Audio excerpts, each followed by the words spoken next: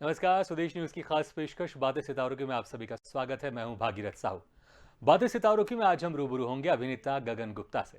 गगन गुप्ता का जन्म बिहार में हुआ और दिल में एक्टर बनने के सपने के साथ गगन गुप्ता ने मुंबई का रुख किया।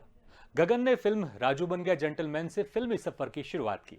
इसके बाद चाहत, फिर भी दिल है हिंदुस्तानी, आशिकी 2, ड्रीम गर्ल जैसी 50 से ज्यादा फिल्मों में अभिनय किया है। तो वहीं कई सीरियल में भी अदाकारी की है। गगन ने दिलीप कुमार के निर्देशन में इसे दुनिया के सितारे कार्यक्रम में भी अभिनय किया था।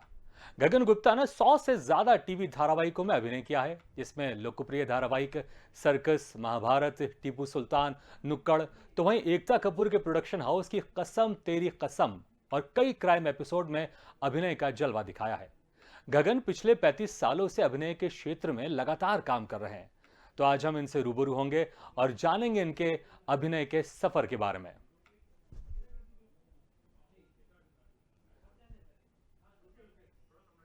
तो पिछले 35 सालों से गगन गुप्ता इंडस्ट्री में काम कर रहे हैं। 50 से ज़्यादा फिल्में की हैं, 100 से ज़्यादा सीरियल किए हैं। और आपको बता दें कि 1988 में जो महाभारत सीरियल आया था, उस महाभारत सीरियल में भी गगन गुप्ता ने एक अहम किरदार, सू शर्मा का किरदार निभाया था। उसके संवाद आज भी मुझे याद है, पब्लिक को याद है, क्योंकि महाभारत सीरियल अपने आप में एक बहुत ही लीजेंड सीरियल है। और इस वक्त हमारे साथ सीधे जुड़ गए हैं गगन गुप्ता जी। गगन गुप्ता जी, बहुत बहुत स्वागत है आपका बातें सितारों की में। थैंक यू सो मच, धन्यवाद। गगन जी, बताएं। आप पिछले 35 सालों से काम कर रहे हैं, 50 से ज्यादा फिल्में की हैं, 100 से ज्यादा आपने सीरियल किए, कई अहम धारावाहिक किए हैं आपने। तो हम ये सबसे पहले जरूर जानना चाहेंगे कि कैसे आपने ये डिसाइड किया था कि मुझे इस एक्टिंग की फील्ड में जाना है, और वो क्या चीज थी जिसकी वजह से आप मोटिवेट हुए एक्टिंग करियर के प्रति। मुझे बचपन से मतलब बहुत ही परिकथा और बहुत ही इंग्लिश में बोलते हैं कि शत्रुघ्न सिन्हा धर्मेंद्र अ, अ, एक प्रोजेक्शन रूम से प्रकाश के माध्यम से अवतरित होता है और पर्दे पर बड़ा कैसे बन जाता है। और उसके लिए लोग लाखों लोग पिक्चर देख के, करोड़ों लोग मैंने देखा हाथ टूटते हुए, ये वो। मैं बिहार से हूँ तो शत्रुघ्न सिन्हा से कनेक्ट कर पा रहा हूँ, इसलिए बोल रहा हूँ। तो वो एक चीज थी। प्लस एक्टिंग, मुझे लगा कि यार डॉक्टर इंजीनियर वगैरह तो बहुत सारे लोग बनते हैं, कुछ ऐसा करो कि कुछ, जिंदगी तो एक ही मिली है, तो उसको कुछ थोड़ा बड़ा करते हैं। तो ये एक बात थी। और एक्टिंग मुझे, जैसे हमारे यहाँ सरस्वती पूजा होती तो उसमें नाटक वाटक में भाग लेने के बाद लोगों ने तारीफ किया, और मुझे अपनी उस प्रोसेस को बहुत आनंद लगता है कि आप किसी पात्र को ग्रहण करें और उसको इनेक्ट करें। तो उसमें अच्छा लगा, ये सब चीजें थी। और स्टार बनना था, ग्लैमर वगैरह, वो भी एक बात थी।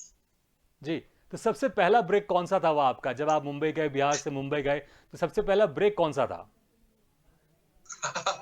ब्रेक तो ऐसे मतलब तन बदन पिक्चर थी गोविंदा की जी। उसमें मैं एक सीन किया था, खुशबू नहा रही होती है, खुशबू भी लॉन्च हुई थी एज ए हीरोइन। तो उसमें मैं उसको झांक के देखता, एक सीन का रोल था, but it was not very significant character. But yes, okay, एक ऐसा काम मिला। आई वाज लाइक 18 साल, 17-18 साल का यूथ। तो वहां से फिर मुझे लोगों ने कहा कि तुम बहुत गंदा एक्टिंग करते हो और ये एक्टिंग नहीं चलेगी बिहारी टाइप, और ये कुछ लाउड वाउड, थोड़ा सा थिएटर वेटर कर लो तो कुछ शायद इंडस्ट्री में काम मिलना शुरू हो जाए। ओमपुरी, नसीरुद्दीन शाह वगैरह सब अगली फेसेस थे, तो वे लोग बहुत हिट थे। तो फिर मैंने उनकी बातें दिमाग में घुसी, तो पृथ्वी थिएटर ज्वाइन कर दिया और नाटक करने लगा। जी, आपकी जो पहली फिल्म थी वो थी राजू बन गया जेंटलमैन। इसमें आपको कैसे मौका मिला, और शाहरुख खान के साथ थे आप इस फिल्म में? हाँ, इसमें मैं एक्चुअली सईद मिर्जा, अजीज मिर्जा, कुंदन शाह की ज्वाइंट कंपनी थी, रोबोपैक फिल्म्स। तो वो लोग नुक्कड़ में हिट हो गए थे, बहुत फेमस हो गए थे। तो उन लोगों को मैंने फॉलो अप किया, बोला सर काम दीजिए, काम दीजिए। तो सीरियल्स उन दिनों 13-13 एपिसोड का होता था। तो 39वें एपिसोड में 38वां और 39वां एपिसोड क्रिकेट बेस्ड था। तो उसमें 11 लोगों की टीम में मुझे एक लिया गया, जिसी के ऊपर लगान फिल्म बनाई। क्योंकि उसमें लगान में था कि तुम लोग टैक्स नहीं दोगे तो अगर जीत जाओगे तो टैक्स नहीं दोगे। तो इसमें था कि तुम गरीब लोग अगर हम लोगों से जीत जाओगे क्रिकेट, तो तुम लोगों को यहाँ पे रहने देंगे फुटपाथ पे। तो वो 11 अमीर बच्चों में से एक अमीर बच्चा क्रिकेटर मैं बना था, तो वहां से दोस्ती होगी सईद मिर्जा से। सईद मिर्जा ने शाहरुख खान को दिल्ली से बुलाया, उसने अपने सीरियल के लिए वागली की दुनिया और उम्मीद करके, तो शाहरुख खान और हम लोग सब साथ में रहने लगे अजीज मिर्जा के घर में। जी हमारे पास भी घर नहीं होता था, तो वहां से दोस्ती हो गई। और उसके बाद पिक्चर शुरू हुई, राजू बन गया जेंटलमैन जीपीसीपी की। तो शाहरुख को लेकर अजीज मिर्जा ने पिक्चर शुरू की राजू बन गया जेंटलमैन। तो उसमें दगड़ू मोची का के बेटे का लड़का चंदू का कैरेक्टर मुझे मिला। और मेरे ऊपर पूरी फिल्म के क्लाइमेक्स से पूरी फिल्म में हूँ, हाफ पैंट और टी शर्ट। तो वो मैं एक तरह से बहुत इंटरेस्टिंग कैरेक्टर, गरीब मजलूम मर जाता है ब्रिज गिरने से, और इल्जाम आता है कि आतंकवादी का काम था, सैबोटाइज किया गया, एक्सेट्रा एक्सेट्रा। तो ऐसा उस वहां से शाहरुख से दोस्ती। बिल्कुल, आपने शाहरुख खान के साथ बहुत सारी फिल्में की हैं, फिर भी हिंदी, दिल हिंदुस्तानी, चलते चलते, चाहत और राजू बन गया जेंटलमैन, इसमें आप दोस्त बने आप। तो असल जिंदगी में आपने जैसे कहा कि आप शाहरुख खान के रूम पार्टनर भी थे, तो हम जानना चाहेंगे किस तरह से आपकी दोस्ती थी रूम पार्टनर के समय, और कितने दिन आप साथ में रहे, और क्या कुछ बातें और मस्ती होती थी जब आप दोनों एक साथ थे? नहीं, मस्ती क्या है, देखिए यहाँ भी छोटा स्कूल बड़ा स्कूल का चक्कर है। हाँ, मैं बिहार के एक डिस्ट्रिक्ट लेवल का आदमी है, मेरी पढ़ाई लिखाई हिंदी माध्यम से हुई है। हाँ, और उस तरह से, और वो पढ़ा है जामिया इस्लामिया यूनिवर्सिटी हंसराज कॉलेज से। तो वो बड़े शहर से आया था। वो यहाँ आने से पहले स्टार था, फौजी और दिल दरिया में। तो बेटा लाइट से हट जाओ, है ना। तो उसमें वो उसके मुंबई में पदार्पण होने के बाद ही उसके सोहेल खान, अरबाज खान, बैंड्रा वाला जो क्लासिक क्राउड है ना, उसके साथ दोस्ती थी। तो रहता तो जरूर था, बगल वाले बेड में सोता था, मैं यहाँ सोता था। लेकिन शाम होते ही और रात होते ही ये उन लोगों के साथ सटक जाता था, डिस्को उसको ये वो पीआर में ऐसा। तो बड़े लोगों के साथ गैंगबाजी पर मैं ठहरा नाटक का कलाकार, मैं अपना दिन भर संघर्ष करता था फोटो को, और अपने साथ को तो कभी कभी खाना वाना बनाता था, वो भी खाता था। But he used to love me like he is a harmless guy and all that, पर वो बहुत श्रूड था। बिल्कुल, इसलिए वो फिल्म में हमने ट्यूनिंग देखी आप लोगों की, चाहे वो राजू बन गया जेंटलमैन हो, चाहते हो, इसमें जो आपकी दोस्ती जो ट्यूनिंग थी वो बहुत ज़बरदस्त थी, क्योंकि आप लोग कुछ समय आप लोग साथ में रहे। 1988 में सीरियल आया था, ग्रैंड सीरियल महाभारत, इसमें आपने सुषमा का किरदार निभाया था। और अभी जब लास्ट ईयर जब कोरोना शुरू हुआ था, उस वक्त ये सीरियल महाभारत फिर से रिपीट टेलीकास्ट हुआ था, और पूरी जनता ने, देश की जनता ने इस सीरियल को बहुत प्यार दिया महाभारत को। तो जब आपका इसमें सिलेक्शन हुआ, तो आपका रिएक्शन क्या था, और कैसे इसमें आपका सिलेक्शन हुआ? वो रोल से पहले मुझे, मैं एक्चुअली गरीब ब्राह्मण के बेटे का रोल किया घटोत्कच एपिसोड में। तो रवि चोपड़ा से मिला, बहुत मतलब सर नाटक से हूँ, थिएटर से हूँ, काम दीजिए, ऐसा ऐसा। तो वो बोलते हाँ बेटे बताता हूँ। अचानक से बोला यार ये मझले बेटे का रोल इसको दे दे, ये अच्छा एक्टर है, थोड़ा सा मैं सांवला कलर है मेरा, तो थोड़ा ब्राह्मण गोरे गोरे होते हैं, तो वैसा नहीं है, लेकिन परफॉर्मेंस से निकाल ले, इसको ले ले, अच्छा एक्टर। तो वो घटोत्कच मुझे बलि के, मैं मतलब बड़े भैया तो पिता के प्रिय है, छोटा बेटा माँ का, इसलिए माँ की ममता की चांदनी और पिता का ब्ला ब्ला, ऐसा डायलॉग था। तो मुझे लेके जाता है, भीम बचाता है कि मैं भी बच रहा हूँ और मुझे ले जाओ बलि के लिए। तो घटोत्कच का फिर दोनों का मिलान होता है। तो उस परफॉर्मेंस से रवि साहब इतने खुश हो गए कि बोला मेरा सर ये तो रोल खत्म हो गया एक ही एपिसोड में। तो बोला मैं आपको रिपीट करूंगा, you are a good and you will be the first actor जिसको मैं रिपीट करूंगा। फिर उन्होंने मुझे सुशर्मा का रोल दिया और मुझे अच्छा लगा। उसमें भी अड़ंगा आ गया, उसके असिस्टेंट गोफी पेंटर बोलते हैं पाजी ए मुंडा तो काला पीला दिखता है, राजकुमार तो दिखता नहीं है, तो एनुअल लेके की करेंगे। बोलता यार तू चुप कर, एक्टर चंगा है, मैनू वो अर्जुन के नाल से सामने ना मुझे तगड़ा एक्टर चाहिए। तो उस तरह से मिला और फिर क्या सर जी। इसके जो डायलॉग थे वो मासूम रजा साहब ने लिखे हैं, बड़ी ज़बरदस्त इसके संवाद लिखे हुए हैं। और जो आपका सू शर्मा का जो डायलॉग है वो मुझे भी याद है, वो कि अर्जुन तुम कैसे गांडीवधारी हो, ललकारने के बाद भी आगे नहीं बढ़ते, फेंक दो ये गांडीव। अगर आप ये संवाद बोल दे तो जो हमारे दर्शक देख रहे हैं उनको बड़ा अच्छा लगेगा, फिर से यादें ताज़ा हो जाएंगी महाभारत की, अगर आपको याद है तो। हाँ है, थोड़ा ज्यादा बड़ा तो नहीं है जी, लेकिन अर्जुन तुम कैसे गांडीवधारी हो जो हमारी ललकार सुनकर के भी आगे नहीं बढ़ते। अरे आगे बढ़ो कायर, आगे बढ़ो, आगे बढ़ो। वो कह रहा है नहीं नहीं चाल है चाल है।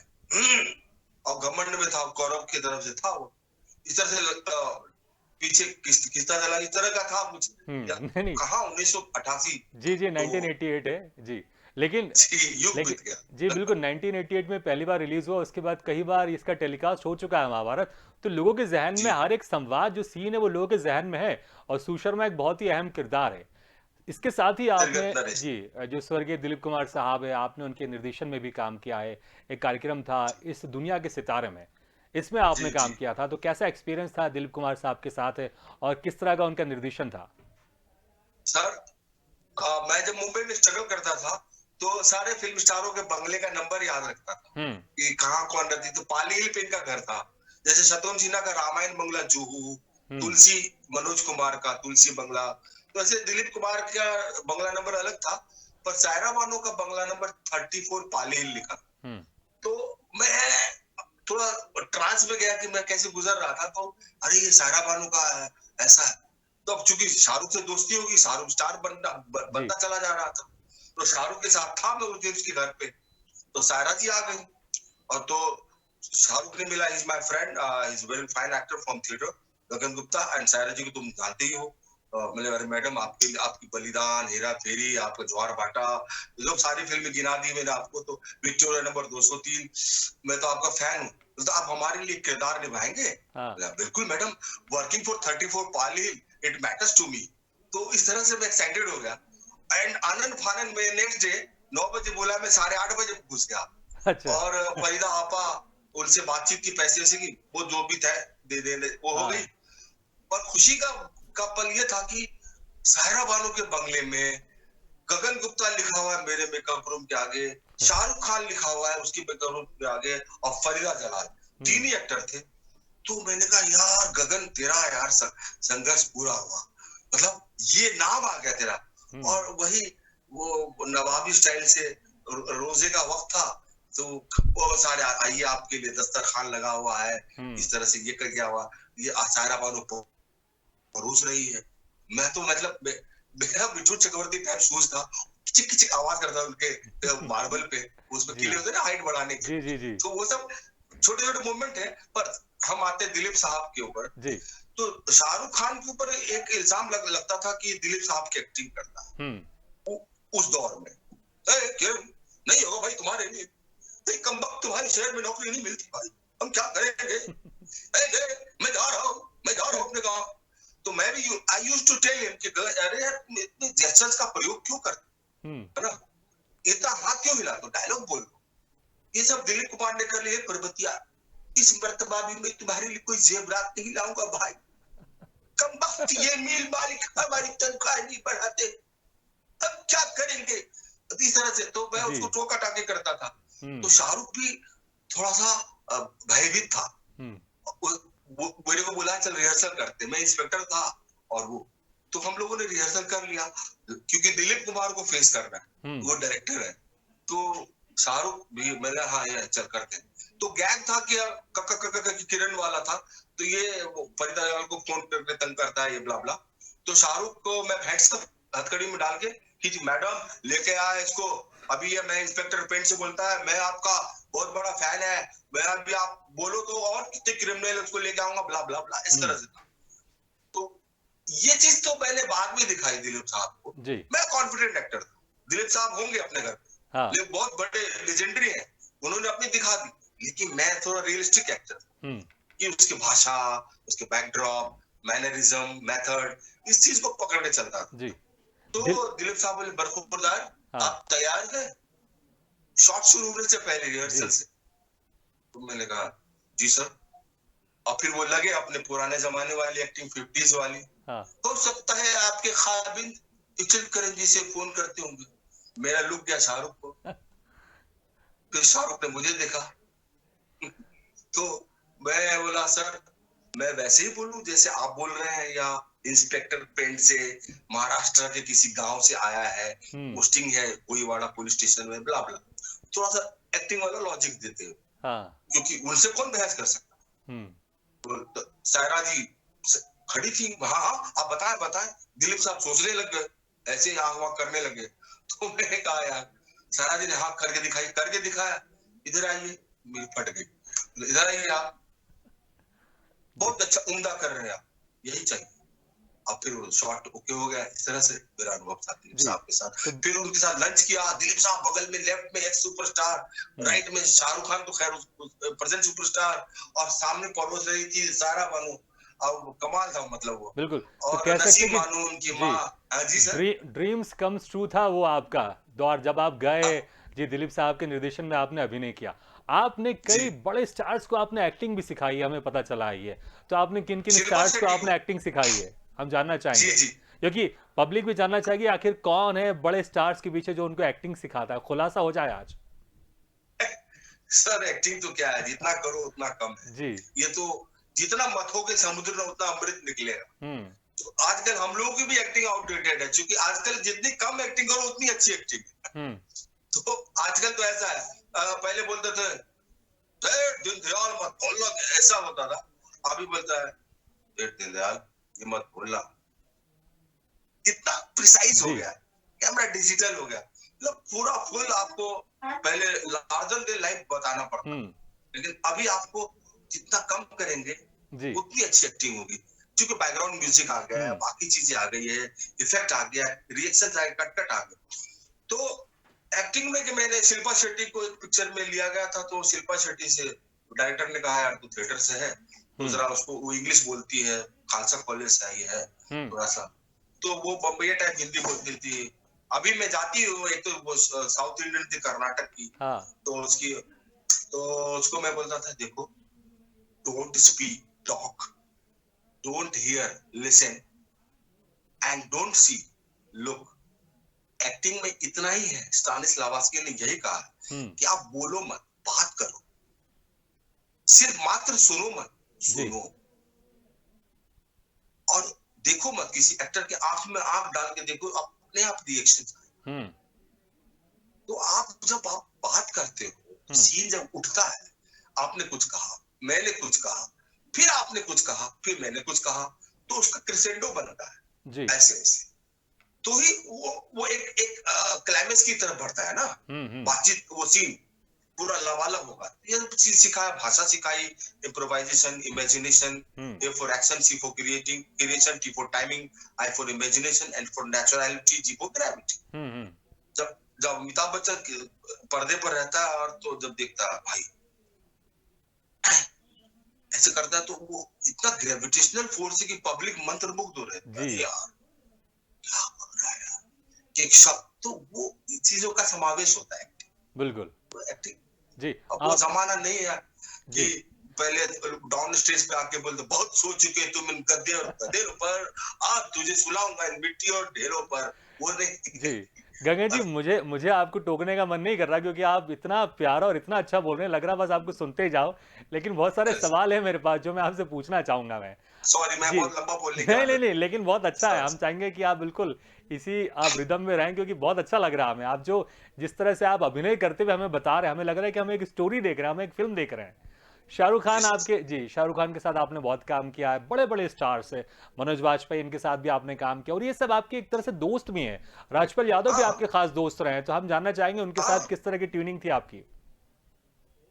राजपाल के साथ मैं टॉप 10 हंगामा करता था जी टीवी का, तो उसमें मैं इंस्पेक्टर था, वो हवलदार था, तो हम लोग टीवी सीरियल करके सरवाइव करते थे, और टारगेट थी हमारी फिल्म करना। फिल्म में तो हम लोग करते थे, तो उसको मोटरसाइकिल से छोड़ते थे, यहाँ पे गोरेगांव ईस्ट में कहीं पे रहता था वो, तो मैं रहता था दहीसर, तो मेरे पास फॉरेस्ट चैंपियन था, गगन चलते हैं, फिर आधा ना यार एक क्वार्टर लेते हैं, पी के फिर निकल जाना। तभी ड्रिंक एंड ड्राइव का चक्कर नहीं था मुंबई में। तो हम लोग एक ओल्ड मॉन्ग लेते थे, जो 100 रुपया कन्वेंस मिलता था, और वहीं पे बनाए अपना जो होता है ना ये यूथ लोगों का, तो वो अपना फ्रस्ट्रेशन दिन भर का निकालते थे, थकान, उसको छोड़ते थे, बातें ऐसी होती थी। फिर उसका राम गोपाल वर्मा के साथ सेटिंग हो गया, और बेचारा एक सीन के लिए गया था उस जंगल में, और वो इतना अच्छा किया कि उसका सीन बढ़ता चला गया, और पता चला eventually he became the villain. So इस तरह से राजपाल यादव का लक चला। एक अच्छा है, मिलता है, कह गगन यार चलना, अभी वो भी बड़ा है, मैं भी ठीक ठाक हूँ, मैं भी फ्लैट में हूँ, मेरा भी घर है, तो सब सरस्वती से ही लक्ष्मी प्राप्त किया। जी बिल्कुल। अच्छा, अभी और मेरी आपकी बेटी भी झांसी की रानी है, जी जी उल्का गुप्ता मेरी जी, बेटी है। अभी आपकी तो शाहरुख वो खान, शिल्पा शेट्टी, राजपाल यादव इनसे भी बातचीत होती है आपकी? शाहरुख से राजपाल तो अभी आ गया ग्राउंड पे, मिलता जुलता है, क्योंकि हम्म अभी ही इज लाइक बहुत कम काम कर रहे हैं वो।